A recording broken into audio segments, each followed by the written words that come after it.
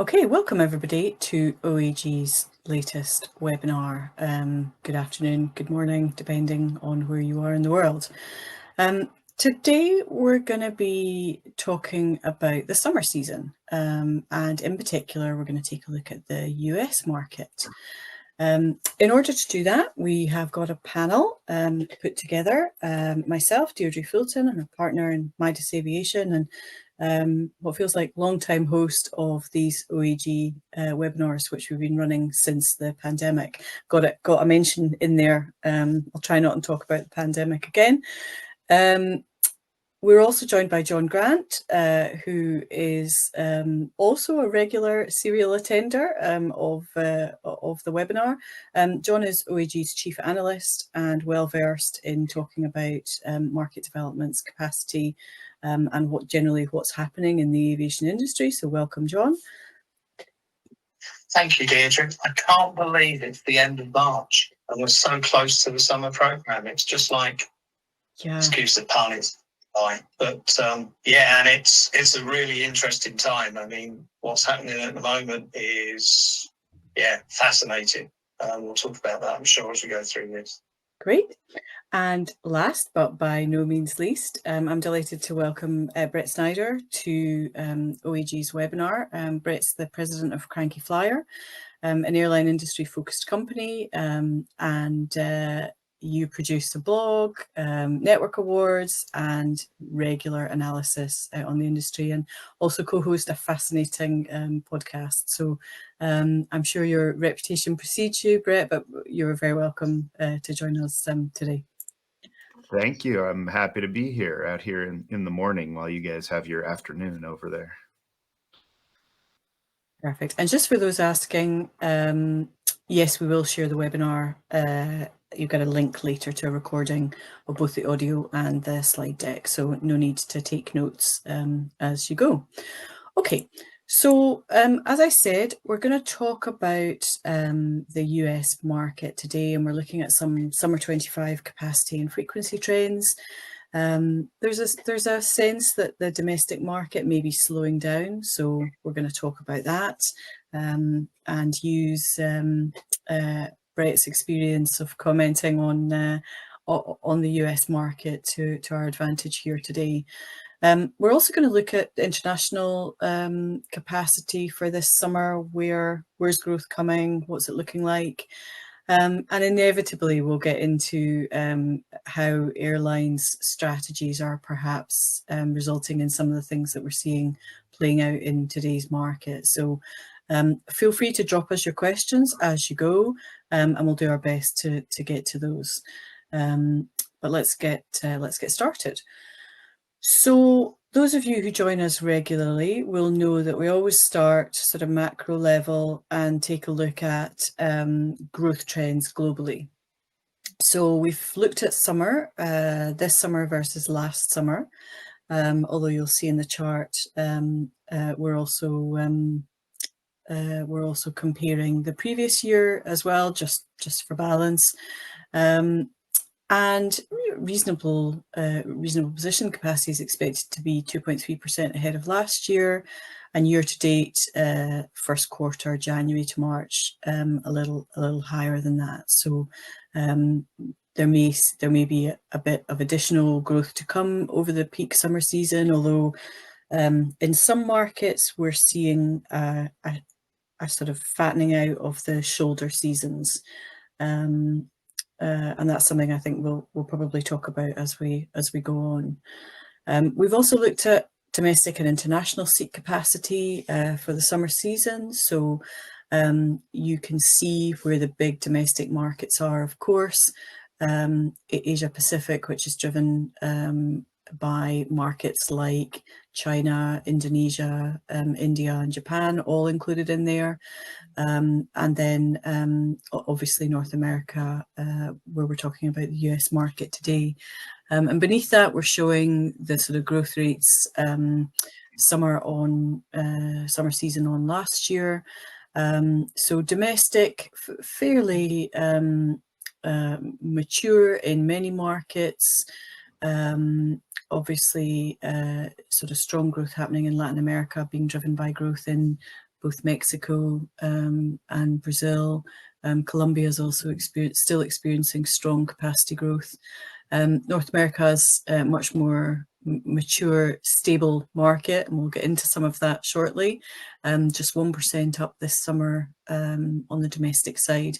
And then international, stronger growth trends. In some markets, we're still seeing a little bit of recovery, and in other markets, you know, a more sort of stable position.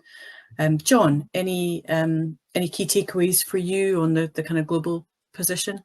Yeah, it's interesting because the hotspot at the moment looks, well, very much is South East Asia and South Asia, where we're seeing capacity growth in the summer of about 5.5%, which I think is partly a reflection of they were late back out of the pandemic, and there's still some capacity recovery taking place, and we've got, you know, improvements in economic conditions and various stimulus being taken by various governments, visa restrictions being eased, etc., that are helping.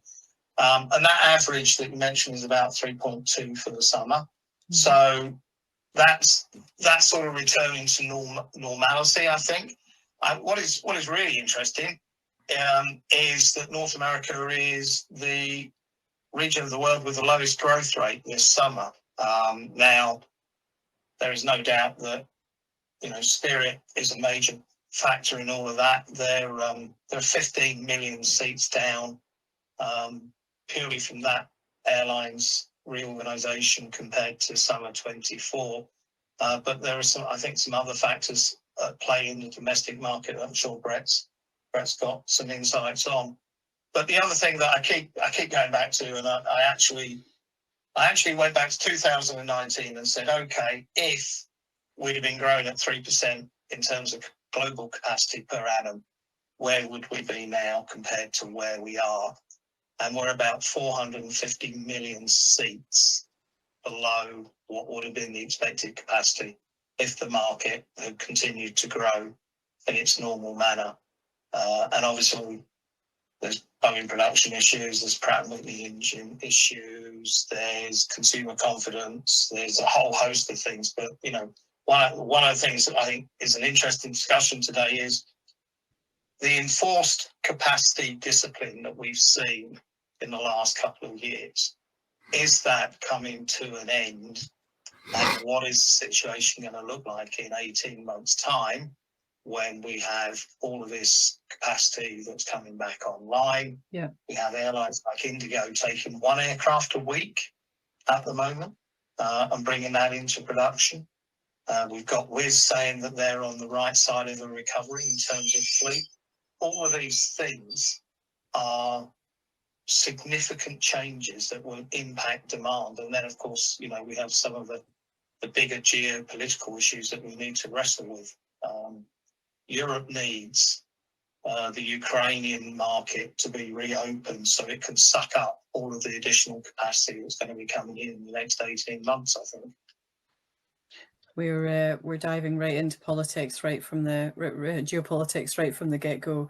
I should say we had some technical difficulties with our audio just in the build up to the start today, and if John sounds a little bit different to normal, it's because his sound is coming in a different way.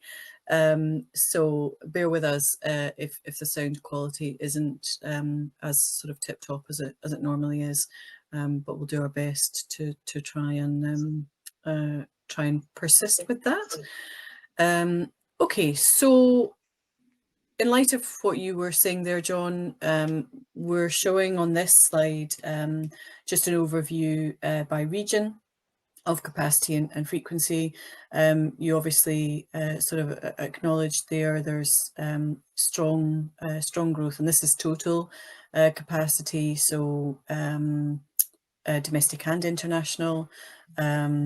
Strong sort of consistent growth in Asia Pacific, driven by, as you said, those kind of fast growing markets, and you can see the North America position there is kind of the reverse to other other markets where typically capacity is growing at a faster rate than frequency. However, in North America, that position is slightly reversed. So frequency growth of 2.1% against capacity growth of 1.5%. And yeah, that's quite the reverse, I think, of any of the other markets. Any speculation on what's driving that? Yeah, I have some thoughts. Brett, I mean, I think from, you're very in tune with the market. If you had to give a synopsis of what's happening in the first 3 months of this year and how the next 3 months look, what would your perspective be of the current state of the aviation industry? That is, to summarize the last 3 months is maybe a difficult challenge. There's certainly been a lot that has happened in the last 3 months, right? So, I think in the US market, we of course have significant political change that has added to tremendous uncertainty about the economy, about demand, and just uncertainty about what's going to happen tomorrow. So you asked for the next 3 months. I have no idea. But we also, we've had one high profile accident. There's the other one in Toronto as well, but the one in Washington, D.C. that some of the airlines have said did slow demand a little bit, at least in the beginning of the year when that happened. We're at the point right now where I think it's a matter of waiting to see what the different airlines want to do. And I think with the numbers that we're seeing right now, these are not realistic for what's actually going to be flown. I believe Delta said this weekend is when it's going to be loading some summer cuts, if I remember right. United has said it's going to be retiring 21 aircraft early, so I assume we're going to see that flow through in the near future as well. We're getting to that point where they have to make those final decisions on peak summer. And so I don't imagine we're going to see further growth from many airlines. It's more likely that we're just going to see additional pruning. But we also have airlines like Spirit, for example, which you mentioned earlier, which is much smaller, and a lot of that is because of bankruptcy, but there's also just a significant change in how they're flying, and they're doing much more day of week variation than they have previously. But they've only really filed that through the middle of June at this point. And so they're fairly close in. So there's a lot that's still very uncertain about summer from a lot of different angles. And in some ways that these, and it was slightly unfair of John to ask you what the next 3 months might look like, because none of us are really sure what tomorrow might look like. It feels a little bit like, you remember how it felt and I'm going to reference the pandemic again. Do you remember how it felt in the early days of the pandemic when things were moving so fast and changing daily? It feels a little bit like in some contexts we're sort of almost back into those uncertain terms again, where airlines had to plan on a very short-term time horizon, and we're sort of back to more normality on that front, but anticipating how the market's going to behave, what market sentiment is going to do in terms of both inbound and outbound to the US is something that we don't really yet know how that's going to pan out, do we? It's just it's evolving. This is prudent. You could argue this is prudent airline management, isn't it? This is responding to the set of conditions they are being sent. Retiring aircraft is never an easy decision, and if you do it earlier than anticipated, that's unfortunate, and it can be costly. Not operating your aircraft as frequently and having the utilisation you originally anticipated is also, to the bottom line, costly. But is this reaction really affirming that the market has softened, and that this will keep an equilibrium in supply and demand. Because the last thing the US airlines probably want would be a glut of capacity and a fire sale of cheap fares through the summer. Yeah, I think what it is that you have airlines that they reach a decision point. I don't really think this is anything like the pandemic where, you were canceling flights a week out. Things were being completely rewritten, on a day-to-day basis.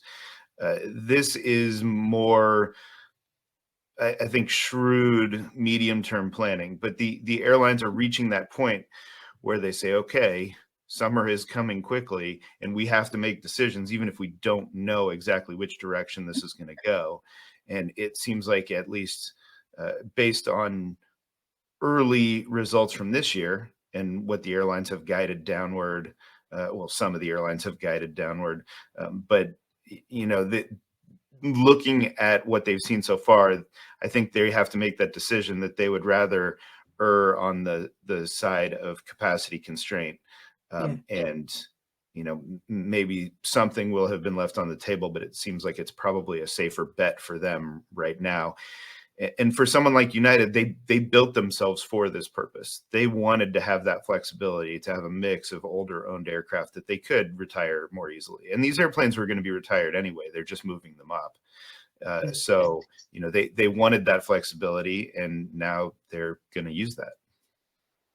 And I guess that sort of shrewd approach that you described, Brett, is kind of built on the back of, this is a market which is a very carefully controlled capacity for, a lot of the, if we exclude the pandemic from that time series, all of the consolidation that took place in the industry back before the last decade has got the US market to a point where we didn't see the sort of rapid expansion, boom and bust that we maybe see in other big markets, where the markets are less mature. Perhaps there's still there's competition, but it's it sort of happens in a different way.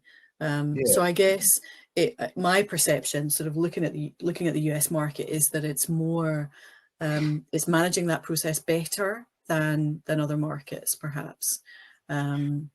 Yeah, I think there are a couple of reasons for that. One, we can probably all thank Boeing and Airbus for not delivering all the airplanes they were supposed to deliver, and Pratt & Whitney as well for grounding a bunch of airplanes. So some of this capacity constraint is forced on the airlines and has benefited them. So I am, to some extent, curious what would have happened if aircraft were all delivered when they were supposed to be delivered, and what that would look like. But the other piece of that is that, yes, in the US, the low cost segment has really suffered. And so that's where you would have expected to see growth, but none of them are in a position to really grow significantly, other than the tiniest players like Breeze, but that doesn't have a huge impact on overall capacity in the market. So you have the legacies that are mature, managing their business, Southwest, which has stopped growth, and Frontier, Spirit, et cetera, where they're just trying to fix the business. So we are in a position in the US where you don't have anyone with enormous real growth designs. Yeah, interesting. I think it's fascinating. I mean, you always know the numbers, but I didn't realize, or it hadn't sort of sunk in, that Southwest Airlines, notwithstanding the fact they've stopped growing and they have their own issues, are 10 times larger than any other low-cost carrier in the US market. Yeah, Southwest is... That's a huge... Well, Southwest is the biggest domestic airline. It has more seats than anyone domestically. But it's also, in the US, it's very hard to put Southwest in the same bucket as a Frontier or a Spirit. They're not really the same, which, you know, is why they came up with the ULCC moniker here, to show that differentiation. But they really are different types of airlines. It just evolved differently since Southwest came on the scene so much earlier than, for example, a Ryanair or an EasyJet over in Europe, or of course an AirAsia or whoever in the Pacific. So it's just evolved differently. But yeah, Southwest is enormous. And I think perhaps some of the challenges that Southwest are facing right now are reflective of that sort of differentiated position. We've talked in sort of other times about how, you know, the life cycle of a low cost carrier, and how that once they sort of get to a certain point of maturity, either in terms of volume or their kind of growth trajectory, where do they go on from there? And we've obviously seen JetBlue, different scale, but, you know, becoming much more of a hybrid operator. We've got, actually, not that we would ever place Ryanair in that category. They've launched a loyalty scheme just this week. There's discussion about EasyJet, and their sort of loyalty scheme creates an impression that it's somewhat more than it is, but they have a customer loyalty kind of program. So and all of those questions, Indigo are undergoing the same in the Indian subcontinent about do you embrace the opportunity that having a two-class product in the aircraft might give you in terms of revenue differentiation, and when you do that, you walk away from the kind of core strength of what made you different. Similarly, bag charges and the things that Southwest are wrestling with right now. So I think it's really interesting from a broader industry perspective to look at how low-cost carriers navigate that journey into becoming a mature airline, and by that I mean, you know, they've been operating for 2 decades, 3 decades, maybe. You know, do they, just by virtue of how they evolve, they look different than how they looked 10 years ago or 20 years ago? Well, I think the problem, whether it's a problem or not, is up for debate. But in the U.S. market, it's much harder to be low cost than it is in a place like Europe. And there is no low cost fuel, but there is low cost labor, and that's just not an option in the U.S. But here we are with Ryanair having a Malta subsidiary, and there are ways you can play this game to keep your costs lower, which you just can't really do in the U.S. And Southwest, it's going to have to be at parity on contracts for the most part with the big legacy carriers. And so if you don't have cheap fuel, in Europe, we've got those secondary airports that Ryanair love to fly to, that are 60 kilometres out of the city centre, and there is more airport choice. And because of that, I think that can make quite a difference to the way they price as well. I mean, I think that there are secondary airports in the U.S. Southwest serves some of them. They had moved more into primary airports over time, but the biggest costs are going to be labor and fuel. And if you can't really get an advantage on those, and you run out of growth opportunity, so you can't get that lower cost, younger employee, I think is Delta CEO Ed Bastian called it juniority, which terrible word, but that comes with his own maturity in the industry. Well, but it's a very real point. I saw this week, by 2043, the airline industry needs another 465,000 new pilots. Where are we coming from? And You know, actually, and we've had a where are question. they going? Where are they going? Because that's the sort of, you know, that's the sort of attractive salary that a Middle East airline is going to pay, because it needs these guys as much as a US carrier or a European carrier. And the whole market gets inflated in terms of the value of that individual. And I guess to supplement that, we've had a question from Roger, who's only here because of you, Brett, which is great, Yeah. great to Good hear. to see your name in here, Roger. Broadening our audience. He, his question is, with current market dynamics in the US, how do you see the impact, if any, on pilot planning at airlines? And you could look at this from exactly the angle that John mentioned, in terms of this is a competitive global marketplace for pilots and other airline resources.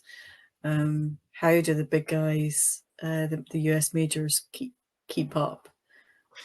Well, they're keeping up much better than they were a couple of years ago, at least, when the shortage became very challenging, especially for the regionals.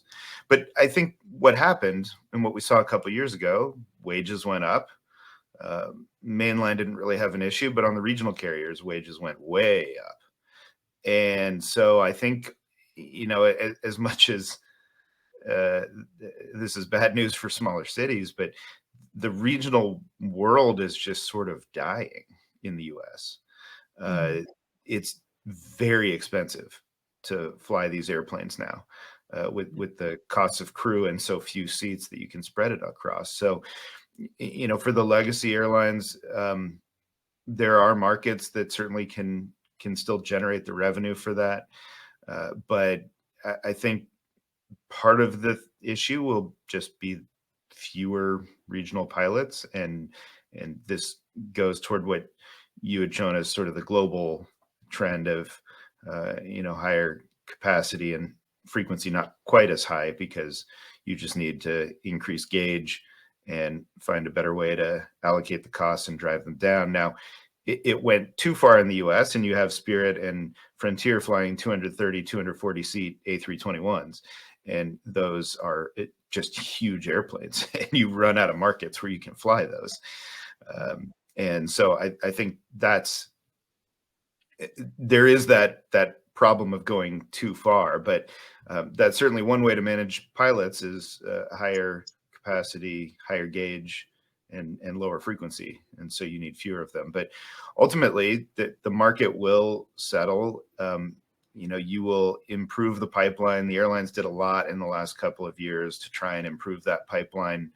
Very different model than you see in other parts of the world. So it's definitely unique in some senses, but the additional pay, the additional recruitment efforts, that will get more people into the pipeline. That will help deal with it. But there will be retirement waves, and all of these things will continue to plague the industry, probably during good times when they actually want to keep hiring. But it's very hard to do. I'm not an expert on that. You're somebody who is going to be much better at figuring out, how to plan for that. But it will be choppy, I think. Yeah. And talking of choppy, then let's come back to this slide deck for a moment. We borrowed this chart from Courtney over at Visual Approach Analytics, because it sort of played into this discussion about the summer and is demand softening. And in this chart, he put together, so this is the outcome of a forecasting model, not his, but just this maps basically GDP at this point versus other points in time. And there are lots of other factors. Geopolitics is absolutely one of them. We don't know how the summer is going to pan out, but a projected downturn in GDP of this kind of magnitude sends a little bit of an alarm bell, doesn't it? I think he sums it up by saying, any way you look at it, it doesn't look good. Is that concern about the economy something that's being over-reported in the Western European media? because it suits our narrative, or is that something that you feel, Brett, is caution to be sort of taken on board where you are? No, I think it's very real. So, Courtney and I talk about this a lot. We put out Cranky Network Weekly and do the Cranky Network Awards together. So, this is definitely things that we talk about on a regular basis together. But, is it necessarily going to follow that Fed forecast of the economy falling off a cliff? Possibly not with GDP, but also possibly so. We just don't know, and we don't know what's going to happen tomorrow. But I do think that this is what's really informing airline decisions when they're looking at this and saying, we're at a fork in the road where we have to decide what capacity we're going to put out there for peak summer. And, the indicators are certainly not good. Probably most concerning, not even GDP, it's consumer confidence and how those numbers just keep going down in the US. Yeah. And so if consumer confidence is down, then they stop spending on things they don't need. And very often they don't need that vacation to wherever it may be. And instead they'll hop in the car or they'll stay at home or whatever may be the case. And so, those are the numbers that I think probably have the most short-term impact on the airline industry in the US. But I do think it's a very real concern. And I think what will be interesting to see how this pans out is what we saw, post-COVID, I guess, was revenge spend. And in Europe and North America, that was probably the 22-23 story.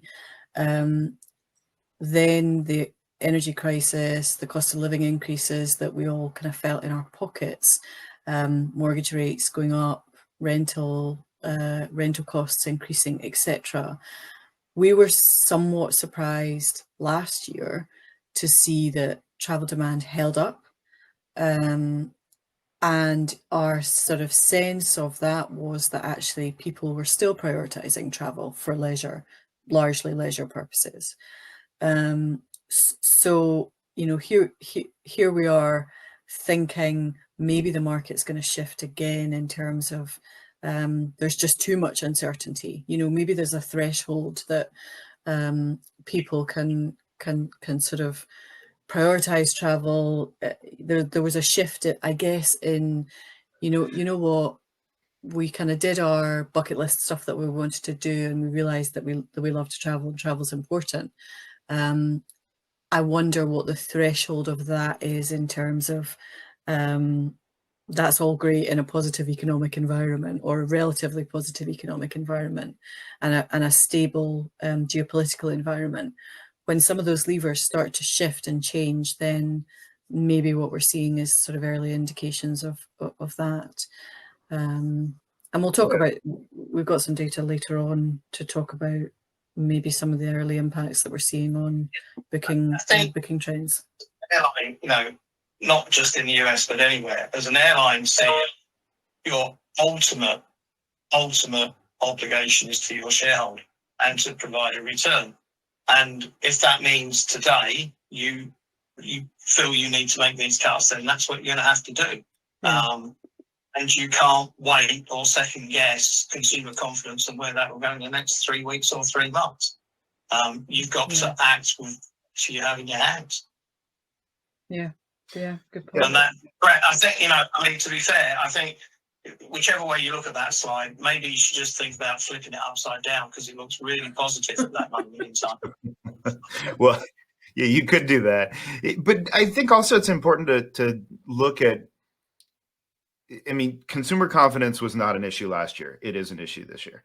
But also when you look at capacity cuts, nobody has really given up on long haul this summer yet. So there's still a hope that Europe will be strong from the US, that the Atlantic will do well.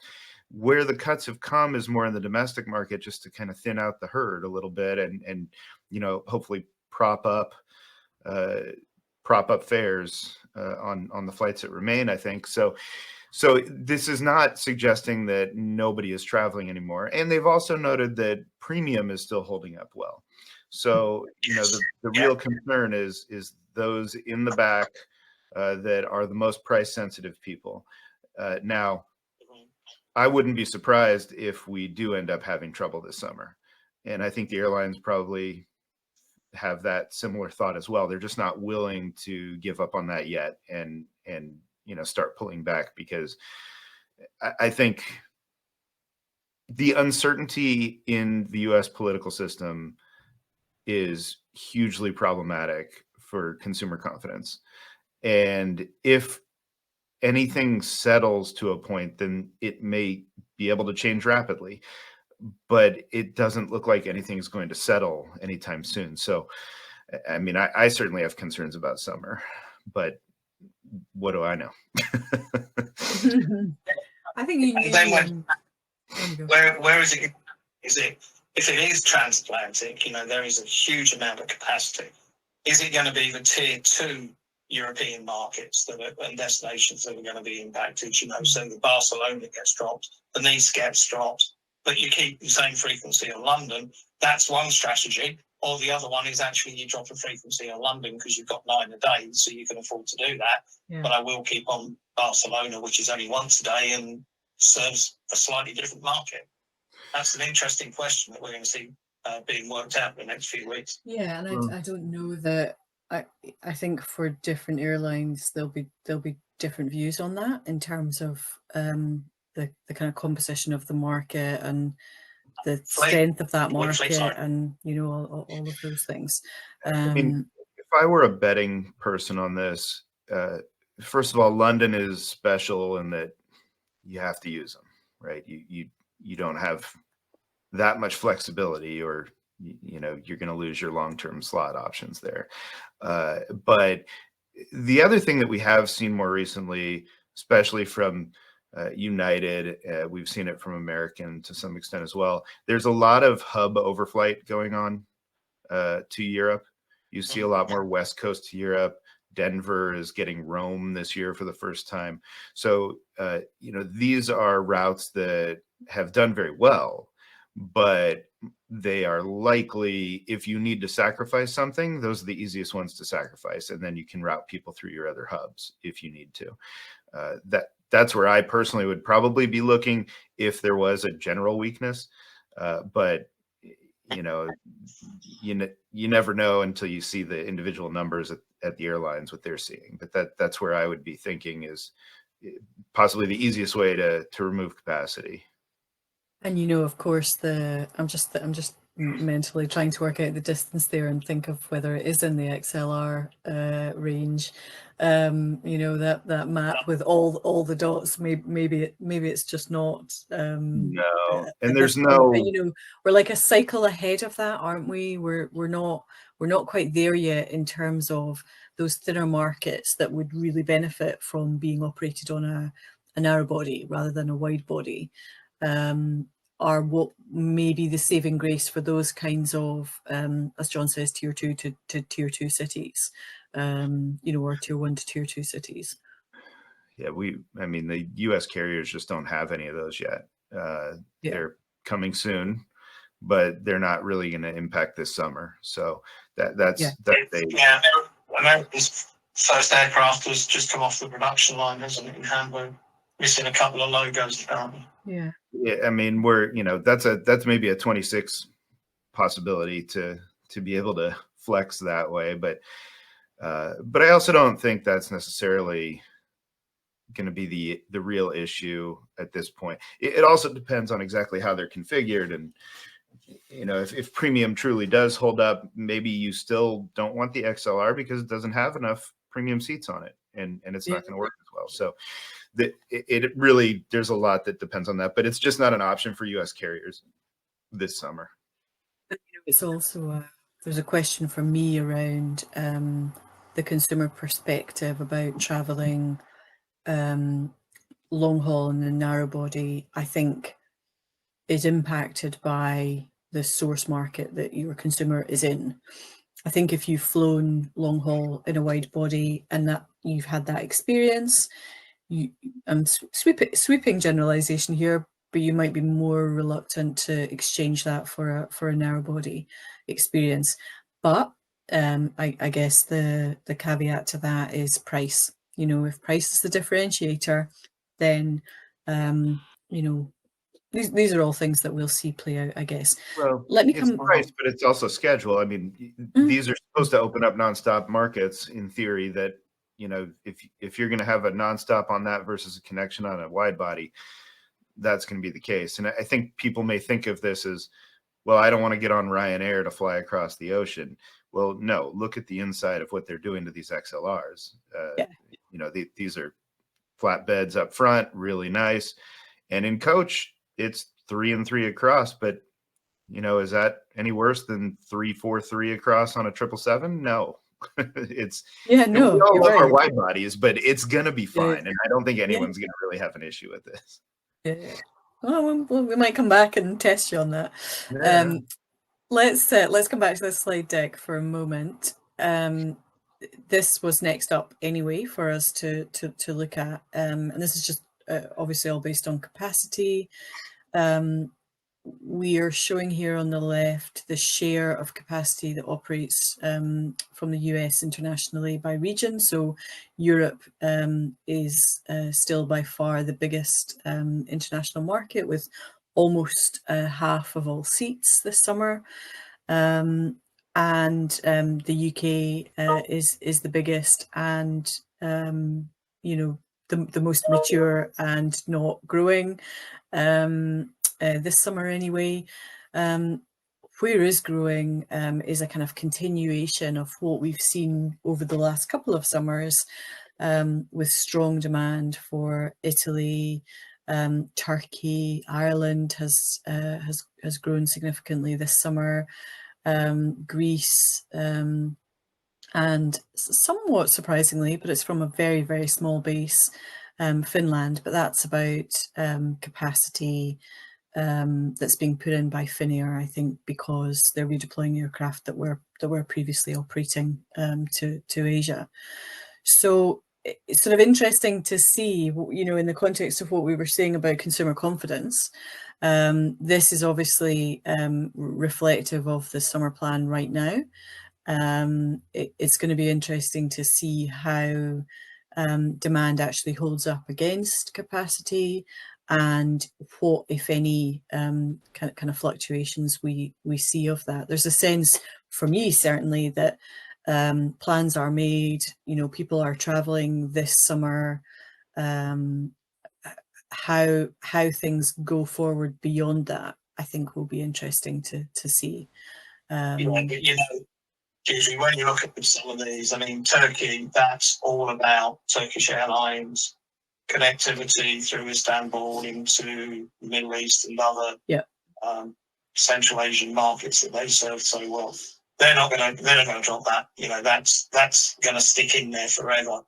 Ireland is a combination of Aer Lingus, you know, with some XLR capacity, opening new routes, usual returning US capacity.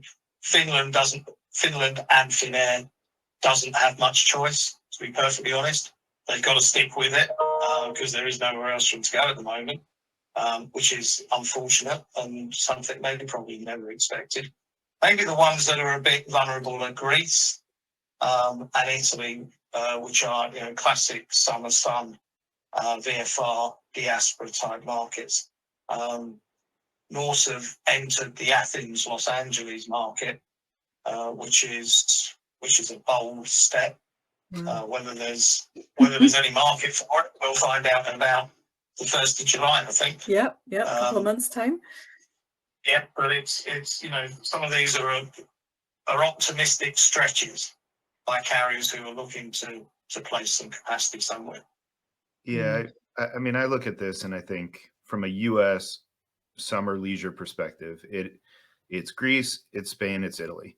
And then you do have some Ireland, and there actually is some UK. It just gets buried in here because, you know, UK is almost entirely London, right? And you're not doing much there. But you do see growth in Scotland. So you do have some of Yes, that you do. summer leisure action, which is great. And, that's another piece. So it is that sort of Ireland, Scotland, and then Mediterranean. And that's where the growth is. And that is potentially the easiest place to pull back if need be. I think the reason that Ireland and Scotland are so appealing is that it is a short haul flight, and it's much easier to put airplanes between the Northeast US and those places. Narrow bodies even they can work on. You mean it's not the warmth of the Celtic welcome and our amazing climate that's bringing people here. Listen, I love Scotland. I am all for it, but it's less risky. Yeah, that is a trick. Right, because not the US, but Canada, and we're going to touch on it, it's inevitable. But WestJet has pulled a lot of capacity out of the US market in the last 10 days and just switched it straight away to Dublin and Edinburgh because it's, it's a banker, it's a safe bet, isn't it? Well, how far can you fly your 737s? That's the question. You can fly them to Dublin and you can fly them to Edinburgh, which may well answer the question. Yeah, well, and they do the Halifax. I think they're doing Amsterdam or Paris. I mean, they're definitely stretching the legs on those, trying to find a place to make money because from Canada, the US is hugely problematic right now. So that's definitely a concern there. That might be a slight understatement. Yeah. Yeah. Let's put up this next slide actually, and apologies, the formatting seems to have gone a bit ski-whiff here. There's a good Scottish word. So we will, before we send this out to you, we'll amend the formatting here. But essentially, John, this was you taking a look at forward bookings for travel into the US from Canada, wasn't it? Correct. So this was a piece of data from just one GDS. So it is only a sample of the data. And, must stress it might be an overstatement of the situation at the moment. But if you look at March 24 and the number of bookings that were held in that GDS and have been taken through that GDS, those are the numbers of bookings that were in place for the summer season. Looking March 25 and accepting we've still got another 5-6 days to go before the month closes, the numbers are way down. And, it could well be that passengers have just held off booking because they want to see what the situation is, or they may actually say they're not travelling. But if that was to continue, that becomes a part of the summer problem, no doubt about it. And it may be that it picks up rapidly. If there's a bit more confidence in the market, it's a slam dunk. But the thing that I think is even more interesting is if those are the numbers now and things continue in the same way that they appear to be behaving at the moment, what does that do for the snowbird market from Canada to the United States in January to March of next year? And as I say, it's only a snapshot of the data, but it's quite stark. And they're not going to come to Scotland or Ireland because although we don't have although we don't have snow, we don't have good winters. Listen, all you need is side. If you were a Caribbean tourism organisation, you would be in Calgary this week, and you would not move until you got more capacity. Look, just get us some nonstop flights to Isla, and I'll be there next winter. But no, I think it's too late for airlines to make these changes for this spring and summer, but for next year, they're going to be watching this closely. And it would not shock me at all to see Canadian Airlines put capacity much more into Latin Caribbean markets. It's amazing what happens when you threaten to take over a country. They don't seem to want to come visit you. Who knew? Shock, horror, surprise. Yeah. Well, I think you're alluding to Greenland, aren't you, rather than Canada? Yeah, but the inbound market from Greenland not so big. Not so big. No. And non-existent. Yeah. Yeah, interesting times. So I guess you know, in terms of where next, and I guess the interesting point for me when we talk about consumer confidence and sentiment is, you know, we've seen there's still strong capacity growth and potentially demand coming from the US to Europe this summer. I guess there's a question for me at the extent to which sentiment to travel the other way is significantly impacted. It would be interesting, and I think, John, you did have a quick look at bookings data, although we haven't got it in the slide deck. For the UK and other European countries into the US, because we're sort of right in that sweet spot at the moment where it's really attractive for the European market to, you know, to do the Disney trips in the shoulder seasons, you know, October, Easter, and I guess most people may have already booked by this point, but there are people who'll be holding off. Yeah, I have a slightly different view in that, you know, it is the traditional sort of booking time, but is the lateness of Easter having an impact on people thinking, you know, let's get Easter out of the way and then we'll look at what we're going to do in the summer. We might see a surge in bookings. I don't know. I think the other thing we need to, you know, we could talk ourselves down big time here.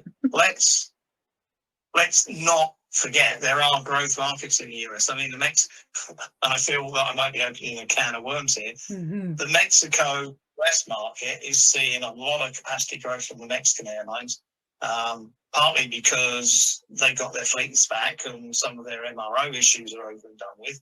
But they're aggressively entering the Western US markets, aren't they, Brett?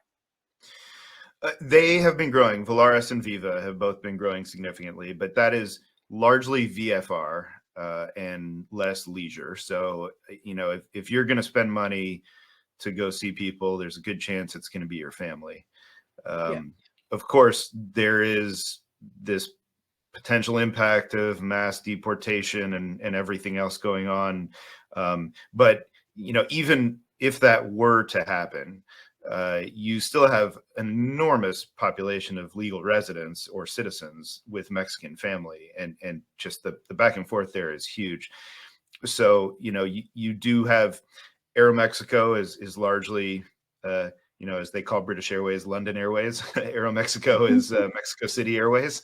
It has done a little bit more growth, a little bit of Guadalajara, and whatever Delta tells it to do. But, you know, Viva and Volaris have really stepped in to grow that market, and there seems to be just an insatiable appetite there. So, you know, I think you also just have them starting to experiment a little more. You do have them flying Volaris Oakland to Cabo San Lucas, a leisure market, and so we'll see how that grows as well. But I think the VFR market is more insulated than the leisure market, and so it's likely to continue to do well as they all rebound in Mexico from their fleets being grounded. Right. One of the pain points for us in the European market is the rapid regrowth of services from Chinese airlines to Europe. Which is, you know, I mean, you can argue it's great, but it's been really, really dramatic in the number of frequencies they've added. And part of the story goes back to frequencies between the US and China have become extremely limited post-pandemic, and it's a trade dispute. Do you see any hope there, or is that going to continue as well? Again, all the tough questions. Listen, will we invade China or will we liberalize frequencies? Who's to say? I don't know. You know, it has loosened over the last few years, obviously. But there is certainly a widespread distrust of it. There are a lot of concerns from businesses not wanting to travel into China, for fear of, secret information being revealed, whatever it may be.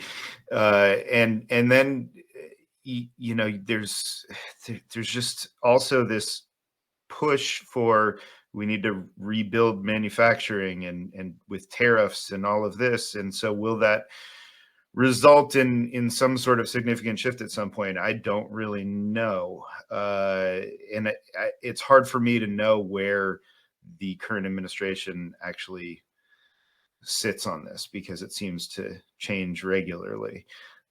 So I wish I had I have a very simplistic question, and apologies for asking it to you, but you're the only person who can help me at the moment.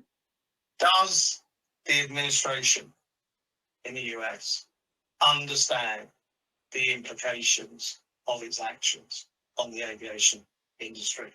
Full stop. I thought you said it was a simple question. Yeah. A one-word answer. Where do we even start? Yeah. No, I think it depends on what you're talking about, right? I mean, there does seem to be some momentum in terms of modernizing air traffic control, trying to fix some of those things. Now, whether that's just because there was that high-profile accident in Washington and it falls off the radar and nothing happens, who's to say? But they have been relatively quick to nominate an FAA administrator, someone that does have airline experience. You can argue if it's the right person or not, but it is a person, which is more than we can say at some points in the past. But some of these government issues run so deep, including just the difficult funding of the FAA, the way that works by being congressionally budgeted or not budgeted, depending on the way the wind is blowing. Those are things that require big changes. And I think everything that's being done right now is a big, massive change. And I'm just not sure where it sits in the pecking order of what is considered to be important and what's not. Certainly the tariffs, though, I don't think they care. I think they're just using it as a hammer. This is about being the alpha and showing that we're the boss and we'll make you do things. And if you don't listen, then we're going to beat you over the head with tariffs or the threat of tariffs. Maybe it doesn't even happen. Or if it does, maybe it happens for 24 hours. I have no idea. But I don't think the airline industry and travel demand, I don't think that comes into play in those tariff decisions. So that's not a one-word answer. May you live in interesting times, and we do once again live in interesting times. Yeah. That we do. Keeps us all on our toes. We're just about out of time, so I'm sort of slightly hesitant to say, does anyone have any final points? Because John might pop out another nasty question for you, Brett. But I guess where we've come to is there's caution. I think in how the market is reacting in lots of ways, and we just don't really yet know how the summer's gonna pan out fully. I think instinctively it feels like that this is not a sort of mere blip in the industry, in the context of the US market, but let's see. Time will tell. I guess then, just really from both of you, any final thoughts? No questions, John. Okay. All right. Well, I'll just pray for you tonight, Brett. Listen, it's tomorrow's the opening day for baseball, so all will be right in the world. So. Oh, good to know. Better. Yeah. Good to know. But yeah, I would just say, Deirdre, yes. There's my simple answer. Good. Perfect. No, but I do agree with what you're saying. There's a lot going on. There were a lot of really good questions. I'm sorry we didn't have time to get to that. I noticed kind of scrolling through in the chat, but we could talk about this forever. But the reality of the situation is that it is very hard to predict what's going to happen this summer and beyond. But if the US administration is able to give some sort of certainty, then at least there could be better planning put into place. And I just don't know that we're going to see that. And I think the airlines are being proper in trying to prepare for the, maybe not the worst case scenario, but the potential outcomes. And it's better to be conservative than it is to go full speed ahead. And that's, I think, the general strategy of what we're seeing in the US right now. Yeah, it's common sense. Absolutely. Well, we have to leave it there, I'm afraid. We could talk, like you said, for much longer on this fascinating subject. But thank you so much for joining us today, Brett. It's been really interesting. I hope we haven't scared you off with the tricky questions, because we'd love to have you back at some point. Sorry about that, Brett. Yeah, thanks for having me. The crazy questions make it more fun, even if I don't have good answers. It's still part of the fun. Great, brilliant. Well, listen, thank you very much. Thanks to all our listeners for the insightful questions, and we'll be back at some point next month with our next webinar. You can sign up if you haven't already to OEG's blog, where you'll get regular, insightful interpretations of what's happening in the market. And don't hesitate to drop OEG a line if there's anything you want to follow up on out of the webinar. Thanks, everybody, and see you on the next one.